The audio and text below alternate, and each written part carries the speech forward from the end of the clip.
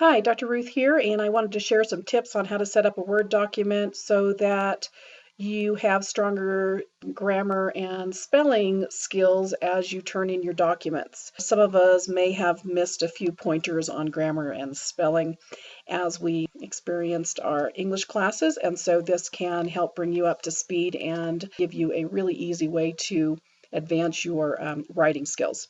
I have a document in front of me that has errors in it. One of the reasons that you're seeing the red underline is because those are misspelled, and I've set my Word document to find those for me. And I've also set it up so that it will show me the grammar, which is in blue here. And what I need you to do is to go into your Word document and set it up so that it looks at your spelling and grammar in a formal way. We typically write pretty informally, but we need to write in a more formal way for college level papers and for CMS format. So what I want you to do is come up into the ribbon. We have a tab over here that's File, and we're going to come down to the bottom where it says Options. Then we're going to go to Proofing. Now, if you're on a Mac, you actually will find this in Preferences, and then I think it's Review, or it may just be straight to Spelling and Grammar. And what we're going to do is I want you to look at these where it says ignore and make yours look like mine. We don't want them to ignore them. We would like to look at them. The dictionary is typically fine. We don't want a custom dictionary. We want a traditional. We're particularly interested in this area right here where it says when correcting spelling and grammar in Word. And you want to make sure yours are all checked. Again, yours are going to look different. It's also in yours probably going to have grammar only, and you really want to make sure you have grammar and style. And then further, you want to go into settings, and in this settings area, comma required before last list item. This is a formal writing style, so you want there always to be a comma after the last word in a series of words like red, blue, and yellow. Punctuation required with quotes should be inside, and spaces required between sentences. Basically, CMS will allow one or two. And then actually, as you go through this grammar list, you'll see that I have them all checked, and I will explain many of these to you as we examine the document that we have up. What is great about Word is that it's going to help us understand what some of these errors are that we make. Okay, and then we can just say okay to this whole setup. The other thing we need to be able to do is set this document up so that it has an overall formatting that is acceptable in CMS. And so in order to do that, I'm actually going to go up to the Home tab. And this area right here has a lot of options for us about setting up a document for basics. And one of the things we need to do here is the line and paragraph spacing. So this is single spaced right now, so I'm going to select the whole thing. I'm going to come back up to this area and make it be double spaced, so that's something that we need. We also need to check these margins. We need a 1-inch margin. If you go to Purdue OWL, you'll be able to quickly look at the basic setup of a title page or a general format, and that's what I'm interested in right now is general format. I'm going to go back up to the ribbon and to the page layout, and over on the far left you can see margins, and I'm set as a normal margin, which is 1, and that's exactly what I need for CMS, so that's an easy fix right there. So with concern to grammar and style, one of the things that you can do is right-click on any of these grammar issues or spelling issues. This document is written in a very informal way, and what we need to do is depart from that and become more formal writers. Right-click on one of these that has an issue, and it tells me here, use of first person, consider revising. What I'm going to do is actually just come down here to grammar, and that's going to open this up over on the side so I can see it in more detail. Anytime you see an error, if you are wanting to figure out what you're doing wrong, read it. So use of first person. Although using I, me, and mine is appropriate for many writing styles, technical or formal writing requires a less personal approach. Now, if you've been given an assignment that asks for your opinion, then I is absolutely acceptable. As I look at this, so I hate wet and rainy days. Maybe I would say most people hate wet and rainy days. Got rid of that, so I come back over here and I hit resume. The first thing I want to do though is I want to change this to the correct spelling. So this says rainy days, and so if I right click on that, it has rain or rainy under this spelling. I'm looking at this thinking, well, do they mean rain?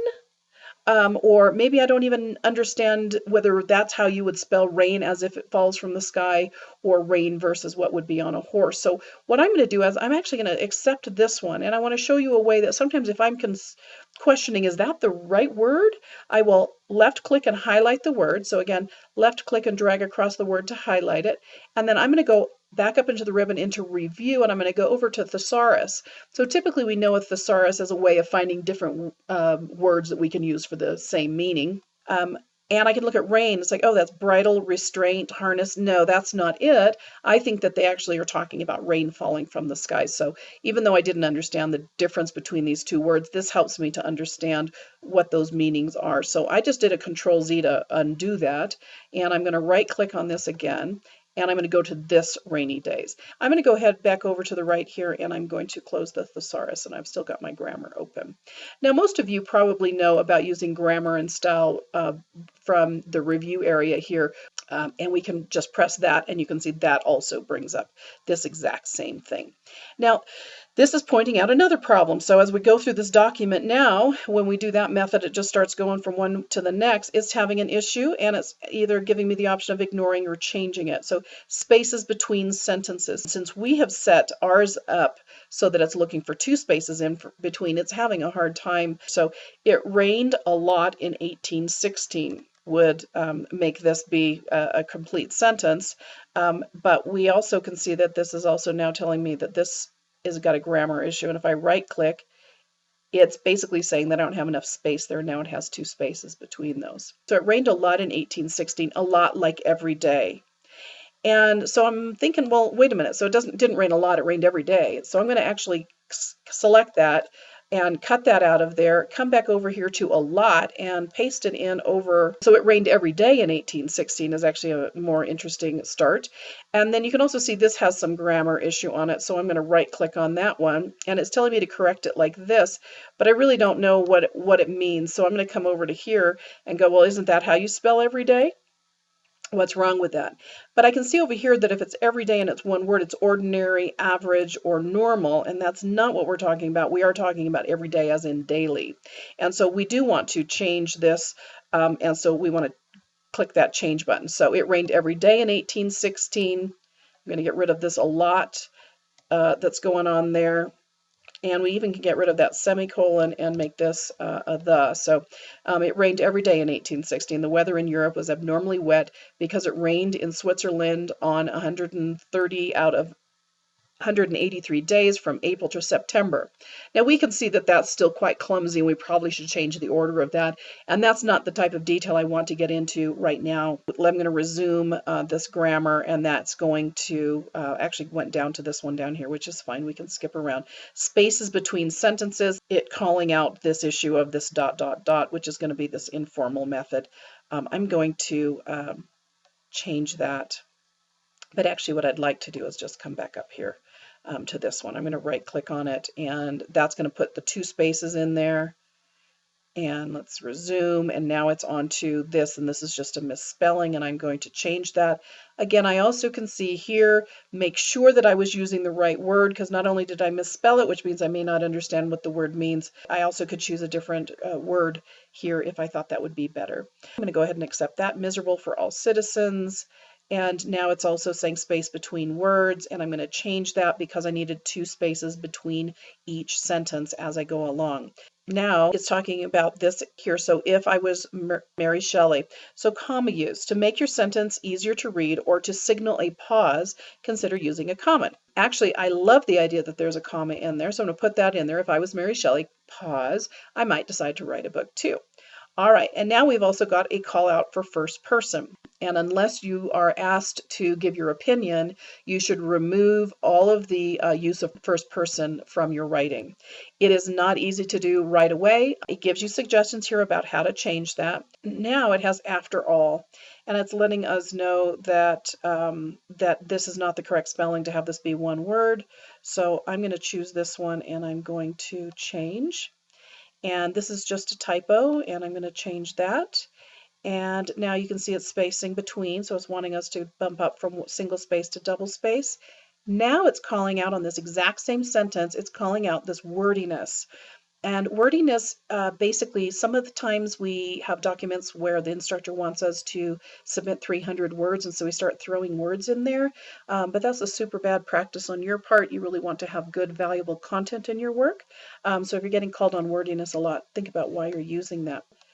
Here's an example of wordiness. And what this is talking about in wordiness is generally really or fair or pretty. So let's look into here. These tales excited in us a playful desire of imitation. So people were stuck inside and were really, really bored. So we really want to get rid of this as we go through. So I'm going to just erase those two. And we're bored, and that seems to have helped. And let's see what our issue is with this one. This is just a space change.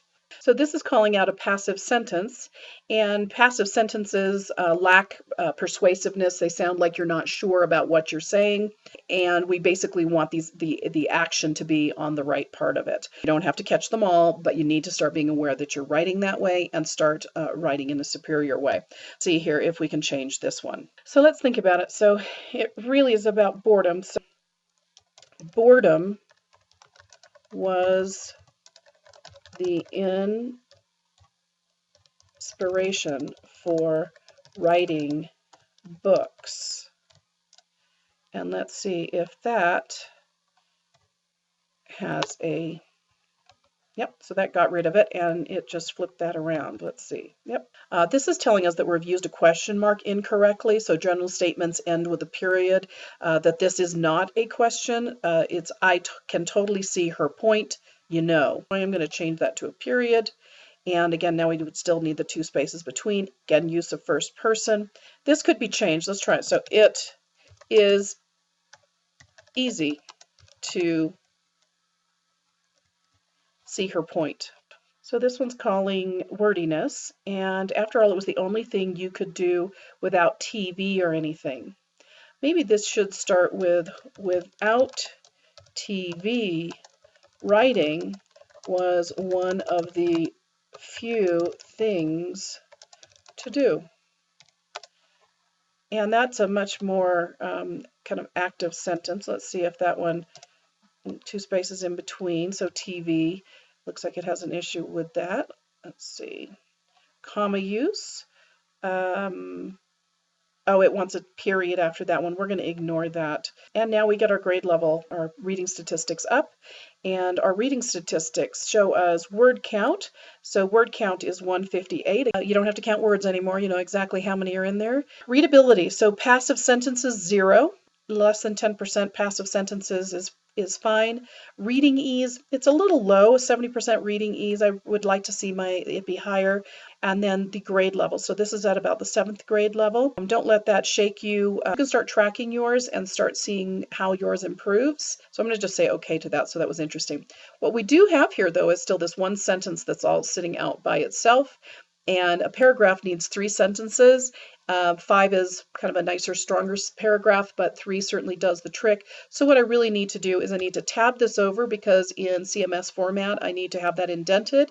And I'm actually going to put this into place here. So most people hate wet and rainy days. It rained every day in 1816. The weather, it doesn't matter that these are short sentences. Sometimes 2 short sentences in a row may not be the best thing, in which case you could blend this into this one. We still have a typo down here. I'm going to right click and let that change itself out. But in general, we've certainly improved this document so that it's not quite so bad. You may want to get rid of more of the I's in this document. So that's some basics of setting up a Word document so that you can continue to learn as you write rather than having to take a writing class. You can kind of always from this point forward set your documents up to a formal writing style and continue each time you write to improve your writing style. Hopefully that's helpful for you, and thank you so much. Bye.